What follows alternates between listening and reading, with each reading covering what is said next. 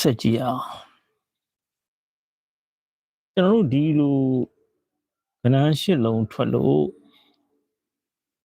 ပြက်ကွနန်းမပြောက်ဘူးလို့ဒီမှာသူကတော့ဗုဒ္ဓဘုနေ့မှာဗုဒ္ဓဘုနဲ့ကြာသပတေးမှာအပီးထွက်သွားတယ်အခုကျွန်တော်တို့ကတော့မထွက်ဘူးအဲ့တခုကိုတော့ကျွန်တော်စိတ်ပူတယ်ဘာလို့လဲဆိုတော့ဓောက်ကိုပြောတာနော်ဓောက်ကိုအဲ့တခုတော့စိတ်ပူတယ်နောက်ကဏ္ဍသုံးလုံးဆက်ကြရမယ်ဆိုတဲ့ဟာကလည်းအဲ့တော့မနေ့ကမှသိမှာပေါ့ဗျာဒီမှာဆိုရင်တော့ညနေမှကြာသွားတာဖြစ်တယ်ထားလိုက်တော့ကျွန်တော်ပြောချင်တာအဲ့ဒါမဟုတ်ဘူးအဲ့ဒီလို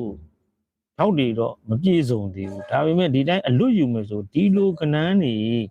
ဒီတနင်္လာအင်္ဂါမှာရှစ်လုံးဖြစ်လို့တောက်ကြနေရှစ်လုံးဖြစ်ခဲ့လို့ထားပါတော့ဒီရှစ်ကိုးနဲ့ခွန်လေးဆိုတဲ့ရှစ်ကိုးခွန်လေးလို့ပဲပြောလိုက်ပါဗျာရှစ်ကိုးနဲ့ခွန်လေးဆိုတဲ့ကောင်ဒီဒီမှာပြန်ကြတာလားအဲ့ဒါရှင်းလားဗျနောက်တစ်ခါအဲ့ဒီလူတွေဖြစ်ခဲ့တယ်ဖြစ်ခဲ့လို့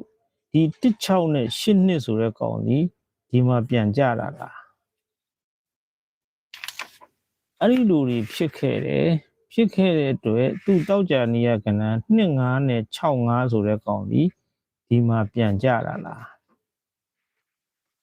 အဲ့ဒါဆိုရင်ကျွန်တော်တို့ကဒီမှာကျွန်တော်တို့ကဏ္ဍရှစ်လုံးကစားခဲ့တဲ့အတွက်တောက်ကြကဏ္ဍများပြန်ကြမယ်ဆိုရင်၄ခုနဲ့16များပြန်ကြမယ်ဆိုရင်